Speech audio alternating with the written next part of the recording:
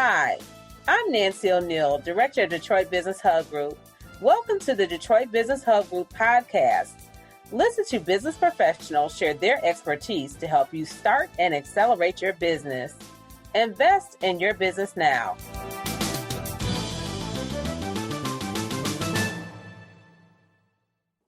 Okay, first question. Tell us about yourself, Melissa. Sure.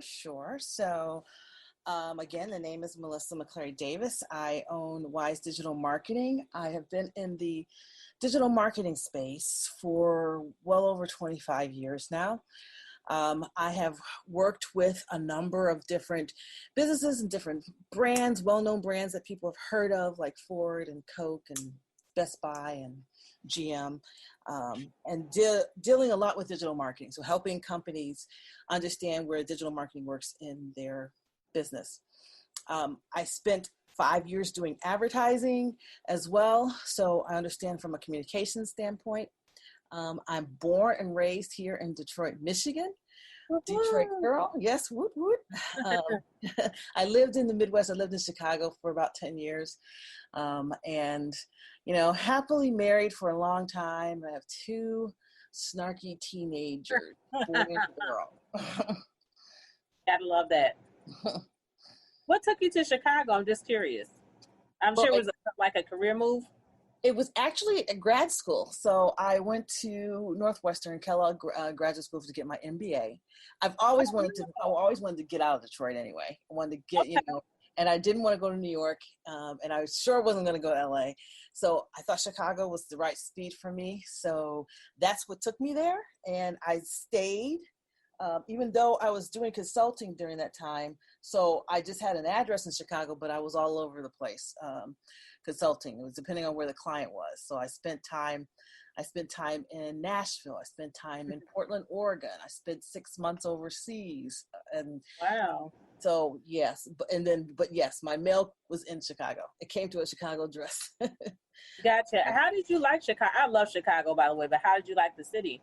I love Chicago, and that's one of the reasons why I moved back. I lived all over that city for the 10 years. I lived in Hyde Park. I lived on the Gold Coast, and my last move was out in Naperville. So by the time that was in the suburbs of Chicago, anybody familiar with that? So by the time I got out there, it reminded me so much of the suburbs of Detroit that I was like, okay, this is sort of like not what I wanted. I mean, I can get this back home and it's cheaper. Right. So exactly. I'm sure the cost of living is much higher in Chicago. Oh, yes. And taxes, like city taxes and county taxes, extremely high. And it's colder. I don't care what people say. That wind coming off that lake, it's definitely colder than here, even though we're on the same sort of longitude line. And then I had my daughter, and my husband and I were from Detroit, so it just made more sense to come back home than family. Yeah, you have more support. Yeah. Yep. Okay. Next question. When did you decide to leave corporate America and start your own business? Well, I planned for it for a while. I knew my last appointment was in advertising, and I knew I had a finite life there. And so I had a 5-year plan. So I knew I was going to leave after that. But I really started putting things in motion probably 12 months prior to leaving. So I have been full-time in my business for since last year. But I've had my consulting practice as a side hustle for the last 15 years. So it was just a matter of pulling the trigger to leave corporate. And so it just made sense. Things were coming to play. It was a new decade, right? And I had planned it out. And I knew that I was getting out of advertising, and it was if not now, when type of situation. So that's when I kind of made that leap. Gotcha. So in other words, you're saying it took you 15 years to build up your client base or replace your income? You know what? Actually, no, it just took me 15 years to just leave. I wanted, especially with digital marketing, it changes all the time. So I Right. wanted to build up like all the knowledge, especially of who was really doing digital marketing 15 years ago. And it was big businesses. And so Right. Right. I wanted to, I was there on the front lines with the websites and building that. And I wanted to continue to provide certain businesses with the knowledge I had, because I had the skill set of just working with .coms. I mean, I remember back when Amazon only sold books, and I was helping companies get online. Like I helped Kmart get online. So all that knowledge was purposeful for big businesses. And so I knew at some point I would have had my own company. It was just a matter of finding the right window, what made sense, especially being a mom, having kids, working in corporate America, and at the jobs that I was working at, the demand for those, what really made sense to strike out on your own, per se. Okay. All right. How long have you owned your business, and what you just told me that 15 years? What are some of the marketing trends that you're seeing in the marketplace right now, especially with COVID and everything else going on, Oh yeah. the PPE and everything else? Some of the big trends in marketing, and I was telling people this last week, is obviously communication. So out of all the marketing elements that you can do, whether it's email or creating a new product or pricing and things like that, communication is critical now. Getting the word out about who you are, what you're doing, especially in COVID times, is critical. People need to understand your policies. They need to understand if you're open, if you're going to be partial, what's the hybrid, so they can feel safe. So right now, a lot of the language in marketing has to be around safety and security of what you are for your business.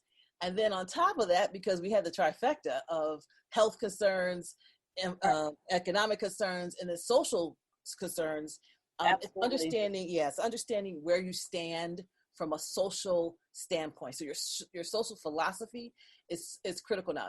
Gone are the days where most companies, all you're doing is for profit and you're just satisfying your constituents and your shareholders.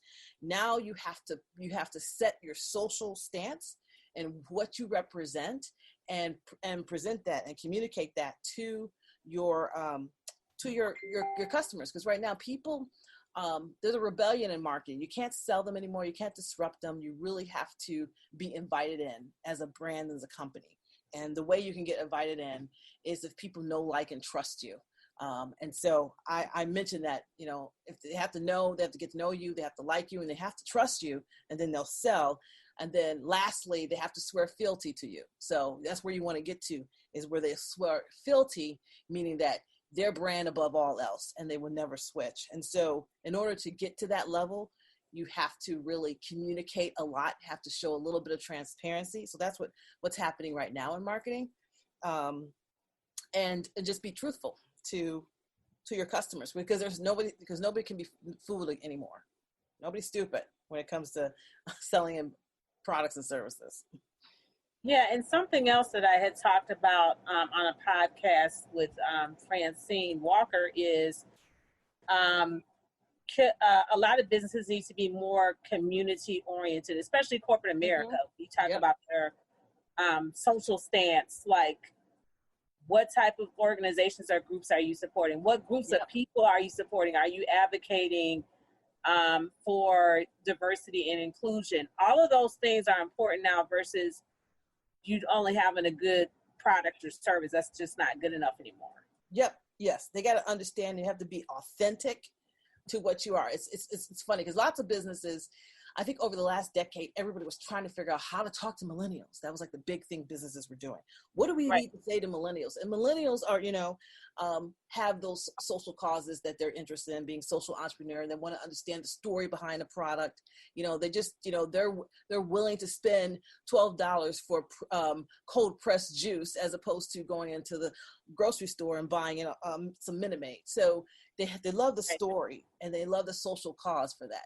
This next generation, not only do they love the story and social cause, but you have to bring it, and they want to see receipts. And that's what the Generation Z, this group of like 18 and 20-year-olds, They want they want receipts, and they're not having it, and that's evident in terms of what's been happening with major businesses, like getting off of Facebook and saying that we're not going to we have to represent the best things that we want for this country, and take care of diversity, take care of our Black and brown people, and mention that.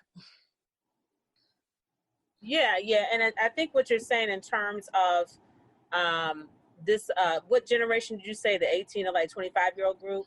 Well, that's the younger millennial. Then there's a Generation Z, which is like 20 and younger. So 20 is known as Generation Z. So those are, Go ahead, I'm sorry.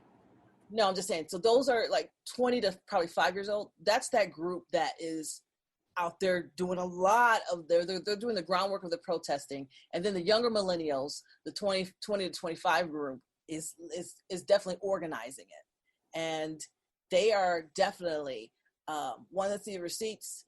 They don't care who you are. They're not a respecter of person. And that's just how they were brought up, post 9/11 life. So you have to prove and be very authentic, and if you're not, they're going to call you out. Yeah, and I think that's a part of that authenticity that you're talking about, is that because they've seen so much phoniness. And I mean, this is across the board. This is in education. I mean, every major sector of society, this like facade is coming off now. So that's religion, education, politics. And I think that Generation Z is like wanting to see, like you said, is this person or corporation or group of people, are they for real or not?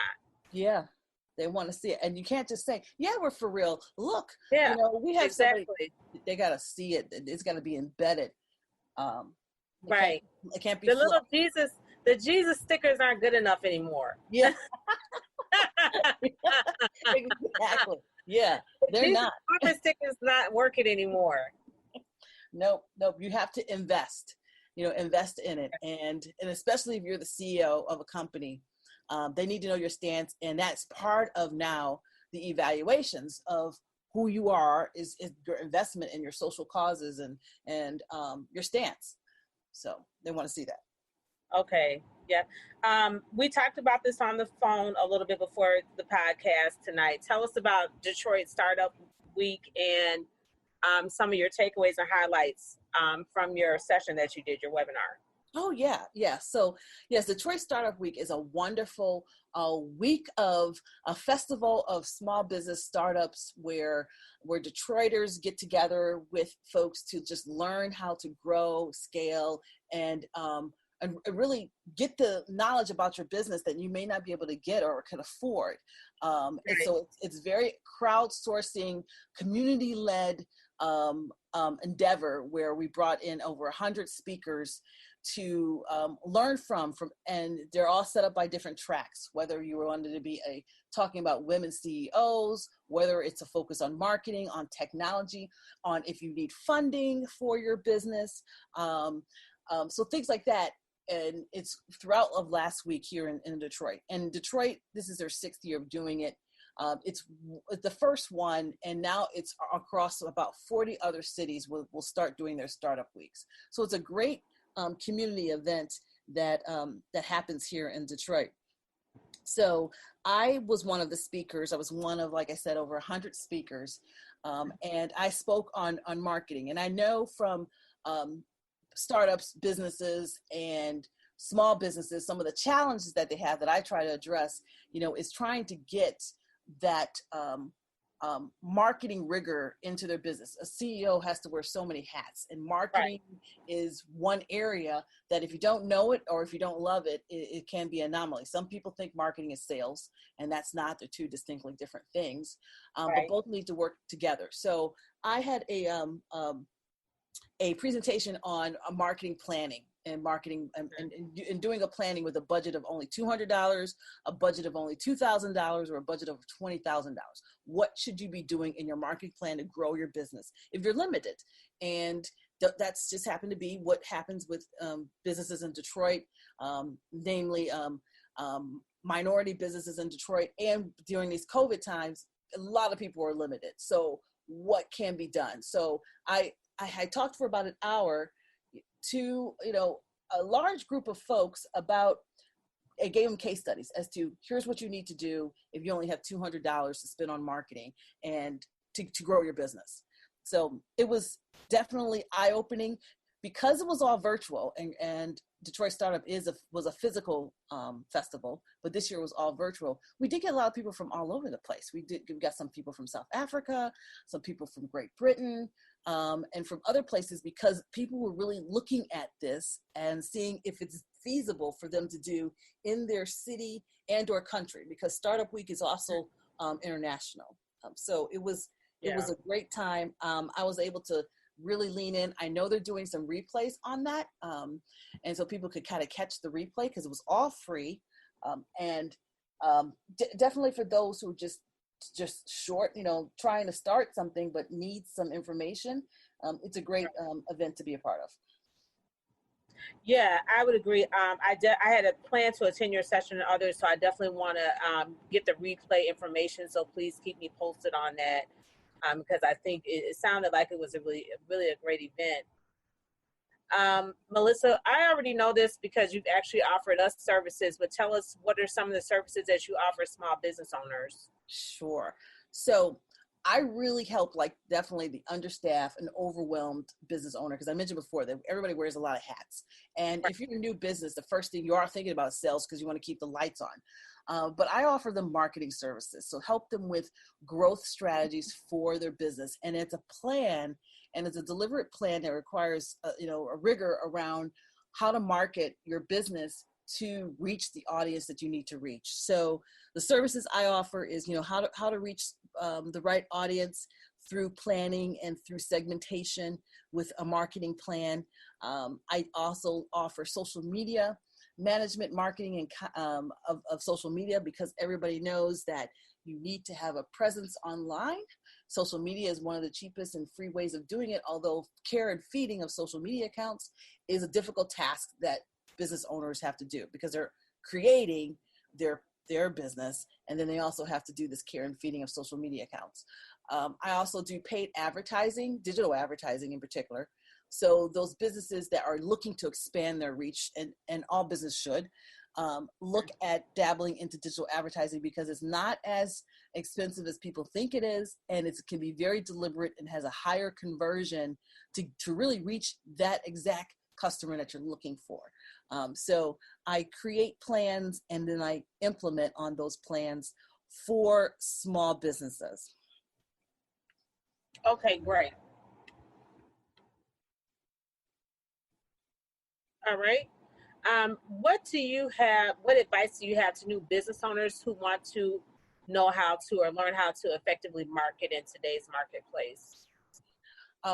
One of the critical things that new business owners need to have is make sure they have a clear strategy. They have to have a roadmap to get to where they need to go. And in that strategy, one of the major things is your goal, and your goal has to be specific. It has to be a SMART goal. It needs to be deliberate. You can't just say, I want to make 10 grand in 6 months. That's not as deliberate enough. You really need to be very specific and realistic in terms of your goal planning. And the strategy that you create, which includes certain tactics, will kind of get you there. So strategies first. Second is, you need to understand your audience. And if you need to know who your audience is and learn that audience and what they want and what they need, and understand their pain points. And then what your product, what your service can offer them, and then what makes you different and unique to other people who may be offering the same service. And then once you understand that audience, then you could drive the message. So knowing how to message people correctly and not really talk about you, but talk about them and what they need. So solving their pain points and being able to address their pain points, that's the way you're going to find them online, because it's noisy online. People are getting exposed to 2,000 messages a day online. So how to drive that critical message at the right time to that right audience, to really market and expand and grow. So those are the main things I would tell a new business. And if you don't have the experience in-house, hire it out. Work a way to plan it out. And if you don't have a lot of money, like I said, with my $200 budget deal, look at negotiations and bartering for services. Look at creating, product and just doing a small portion of it, keeping it simple. Don't complicate it, and just kind of focus on a way to just drive sales. Okay, so in other words, it sounds like a new business owner who's a novice business owner who doesn't really have a lot of experience with marketing or know kind of what target audience they want to hit on social media. It sounds like they need a marketing plan, which you absolutely offer, correct? Yes. And just work the plan. And once you have that in place, then that will free up time for you to perfect your product or your service. Because not only is it about sales, but it's also about servicing your customers. Because just because they bought, it's not a one and done situation for a business owner. If you look at emulating why businesses like, Ford, who's been around for over 100 years, you need to understand, like, what do they have to do to stay for 100 years? You want your business to last. And so what that requires is looking at your existing customers and making them work for you more so than ever before. So for new businesses and looking to grow, it's an investment, and understand you just have to make sure you know your numbers and know your return on that investment through these marketing tactics. Okay. All right, Melissa. And finally, if someone is interested, if a new business owner is interested in contacting you, or existing business, 3 to 5 years, I'm not sure if you cut it off at one point, how do they contact you if they're interested in receiving your services? Or do you offer free consultations? I do. Right now, I do have a discovery session that I offer. And actually, I have a fundraiser going on in my discovery session for $10 that's going to go towards the Black Lives Matter chapter here in Detroit. Great. And it's just a free discovery session. We talk for 45 minutes. I get to know a little bit more about your business. I do offer one-to-one custom plan services. I am looking to add a new service, more of a group service for folks later this summer. So for those who are definitely a little more cash strapped, but they can at least get sound marketing advice from somebody who's been doing marketing for somewhat over 20 years, as opposed to 3 years. And so I will have those services as well. You can reach me at wisedigitalmarketing.com. If you go there, just, apply and press the start here button. That would get you going. So that's probably the best way to reach me. And you can find me on Facebook, Instagram, and LinkedIn by looking up Wise Digital Marketing. Okay, thank you so much, Melissa. We also appreciate you helping Detroit Business Hub Group out with our initial marketing plan, as well as helping us in terms of you being a member of the group. And we appreciate all the support, the feedback that you've given us for the website and everything else. So I appreciate you being on the show today. I just also wanted to remind everyone that the Great Lakes Give Back Grant is still going on through Patronicity. And if you're interested in donating, I can definitely send listeners the link to the website. You can just email me at nancy@nancyoneil.com, and we'll get that information out to you. It will be going on until mid-July, so you still have an opportunity to give for that. And that those proceeds go to continue to help Detroit Business Hub Group do all the great work and services that we're offering in the community in the area. It looks like Greg has a question. Go ahead, Greg. Yeah, I wanted to donate to Black Lives Matter, the Detroit chapter. So if Melissa, she just mentioned it, I don't know if she can give me like some information on that, or shoot me an email or something like that.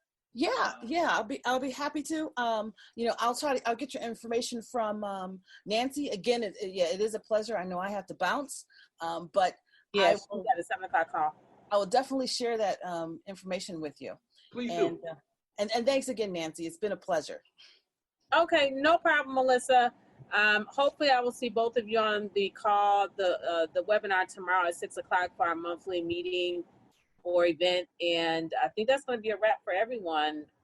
And thanks both of you for supporting the organization. You both do a lot to help Detroit Business Hub Group in terms of raising awareness for the organization and just being feet on the ground to help the organization continue to run successfully. So I appreciate both of you and all that you do for our group. So thank you very much. Everybody have a good evening. Well, thank you. Keep up the hard work. Keep up the good work. Okay, will do. Take care. Bye-bye. Thank you for joining us today. Detroit Business Hub Group is committed to your success. Go to nancyoneal.com/DBHG for business tips, blogs, videos, and virtual classes. Watch your investment pay off.